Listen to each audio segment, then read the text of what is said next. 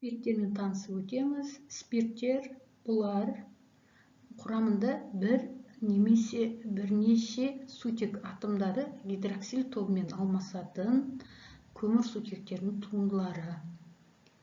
Гидроксил тобы, OH тобы. Спирттер құрамында гидроксил тобының саны бойынша, санына байланысты бір атомды және көп атомды болып жіктеледі.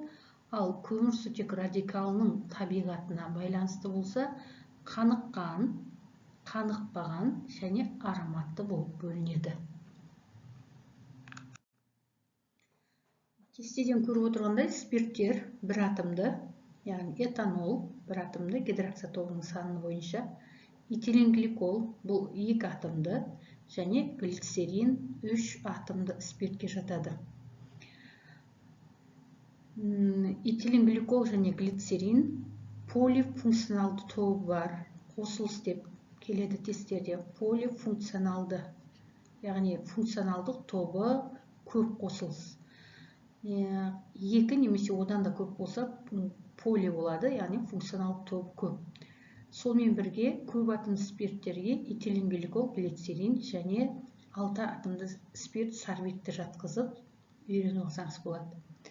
Ал енді радикалының табиғаты бойынша этанол жіктеп қарайтын болса, бір атомды және радикалы қаныққан болып тұрды, себебі алканнан алынған, қаныққан. Келесі алил спирті, бұл пропен радикал, пропиленнен алынған радикал, пропеннен, сондықтан бұл қанықпаған бір атомды спирт. Ал бензил спирті болатын болса, ол ароматты спирт. Радикал, ол фенил. С6H5 радикал, бензолдың радикалы.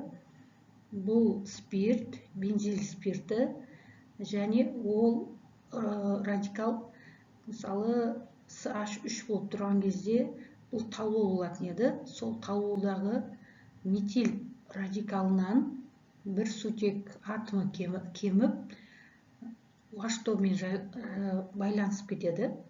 Басып алған OH тобы оның орнын алмасқан. Сондықтан бензил спирті бұл ароматты спиртке жатады. Яғни ароматты спирттер міндетті түрде олар бензол ядросына тікелей гидроксил топпен байланыспаған болу керек. Егер бензол ядросына тікелей гидроксил топ байланысатын болса, онда бұндай қосылыстар класы фенолдар деп аталып кетеді. Ал бензил бұл спирт, ароматты бір атомды. Маңызды қаныққан бір атомды спирттер, мысалы метанол, этанол, этил спирті, пропанол 1, пропил спирті, пропанол 2. Яғни спирттер көмір тек тізбегінде гидроксил топ функционал тобының орны ауысуына байланысты изомерленеді. Мысалы, пропанол 1 және пропанол 2 бұлар функционал тобы бойынша изомерлер. Бутанол көміртек тізбегі нормал орналасқан және гидроксил топ бірінші көміртек атоммен байланысқанын көріп отыр. Сондықтан бұл біріншілік бутил спирті болады. Ал бутанол 2 гидроксил топ екінші көміртек атоммен байланысқан, ал оның функционал топ ұстаған көміртек атомның екі шетінде көміртек атомдар болғандықтан бұл екіншілік бутил спирті. Бутанолдың келесі изомері 2 метил пропанол 1. Бұл жерде көміртек қаңқасы өзгерді. Функционал топ бірінші көміртекпен байланысқан, ал оның болатын болса бір көміртек көршісін көріп отырсыңдар. Бұл 2 метил пропанол, бұл бір изобутил спирті. Ал 2 метил пропанол 2 бұл жерде функционал топ OH тұстаған көміртек екінші атомының 3 көміртек көршісі бар. Бұл үшіншілік бутил спирті болады. Және пентанол 1 немесе біріншілік амил спирті. Бұл маңызды бір атомды спирттер. Енді изомерлену түрі бойынша бутиль спиртінің мысалдары қарастырылған оқулықта бірінші көміртек қаңқасына байланысты екі спирт изомер болады. Бұл бутанол 1 және 2 метил пропанол 1 немесе изобутиль спирті. Олар көміртек қаңқасы бойынша екен. Ал гидроксиль тобының қандай көмірсутек радикалымен байланысу тәртібі бойынша және екі изомерін құрастыруға болады екен. Бұл бутанол 2 және 2 метил пропанол 2 гидроксатоптың орны бойынша. Бұдан басқа спирттерде класс аралық изомерия бар. Класс аралық изомерлену спирттерге тән. Бұл изомерлену, мысалы, С2H5OH этил спиртінің класс аралық изомері диметил эфирі, жай эфир болып есептеледі. Эфирі CH3OCH3. Сол үшін спирттерде бірінші изомерия көміртек қаңқасы бойынша болды. Екінші изомерия функционалдық топтың орны бойынша осы. Үшінші изомерия бұл класс аралық изомерлену болып есептеледі. Енді спирттердің физикалық қасиетіне келетін болсақ, молекуласында көміртек атомы саны 15-ке дейін болатын спирттер сұйық болады. Көміртек саны 15-тен жоғары болған кезде, ондай кезде спирттер қатты күйде болады. Спирттердің барлығы судан жеңіл болады. Пропил спиртіне дейінгі спирттер сумен кез келген қатынаста араласады. Яғни молекулалық массалары өскен сайын спирттердің суда ергіштігі азаяды екен. Алкандармен немесе галоген алкандармен салыстырғанда спирттердің қайнау температуралары жоғары болады. Себебі не үшін қайнау температуралары жоғары?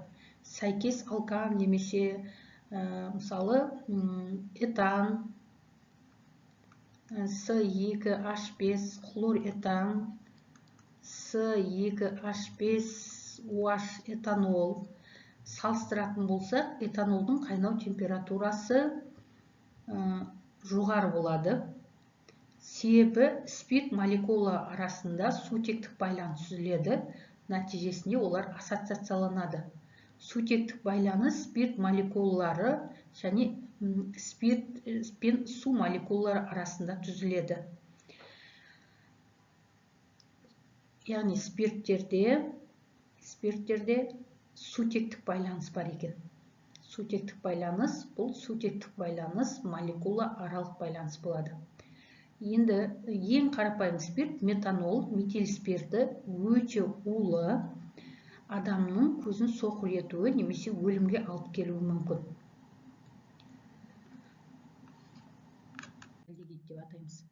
Енді осы этил спиртінің өнеркәсіпте өндірілуіне келетін болсақ, этил спирті ертеде келе жатқан қантты заттарды ашуынан түзілген шарапты айдау арқылы алынған, құрамында крахмалы бар заттарды ашыту спиртті өнеркәсіпте өндірудің негізі болған. Крахмалды немесе дәнді дақылдардың дәндерінен малтозаны алып, соны ашытқымен ашытып спирт алады. Енді ескі кезден ең ескі әдісі бұл глюкозаның спирттік ашуы болып табылған. Глюкоза спирттік ашыған кезде 2 моль этанол және 2 моль көмір қышқыл газын адырайды. Глюкозаның спирттік ашуы. Мұндай жолмен алынған спирт таза болады, сондықтан тамақ өнеркәсібі мен медицинада қолданылады. Бірақ этил спиртін бұл әдіспен алу тағам өнімдерін көп мөлшерде жұмсауға алып келетіндіктен, бұл экономикалық жақтан тиімсіз, сондықтан өндірісте спиртті көбіне целлулозаны гидролиз деп алады. Целлулозаны гидролиздеп алынған глюкозаны ашытып алады. Осы әдіспен алынған спирт гидролиз спирті деп аталады екен. Ал спиртті алудың мейлінше жетілдірілген әдісі болып табылатын бұл этиленді өшкі қатысында су буымен гидратациялау реакциясы. Этиленге суды қосып, этанолды алу бұл өндірістік әдістің ең тиімді әдісі болып табылады. Бұл реакция экзотермиялық реакция. Процесс өте жоғары температурада жүретін болса, спирт ыдырап, кері реакцияға жүріп кетеді. Тепе-теңдік бастапқы реагенттер бағытына ығысып кетуі мүмкін. Сондықтан процесті қатты қыздыру тиімсіз. Этиленді гидратациялаудың оңтайлы жағдайы: температура 280-300 градус болу керек, қысым 7-8 мегапаскаль қысым болу керек, өршіткі қолдану болып табылады. Енді бұл процестің өршіткісі силикагель, белсендірілген көмір немесе асбест бетіне сіңірілген фосфор қышқылы. Этил спиртін өндірісте алудың өршіткісі деген кезде фосфор қышқылы деп көрсетеміз.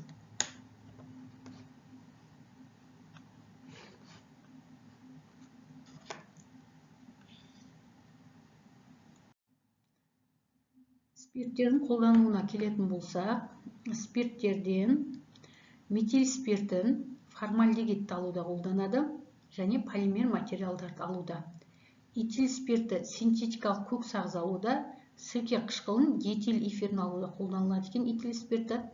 Этил спирті тамақ өнеркәсібі мен алкогольді ішімдіктер дайындауда өнеркәсібінде, медицинада залалсыздандырғыш ретінде қолданылады. Пентил спирті парфумерияға қажетті күрделі эфирлер алуда қолданылады, ал изоамил спирті болса, сүттің майлығын анықтауда қолданылатын спирт болып табылады.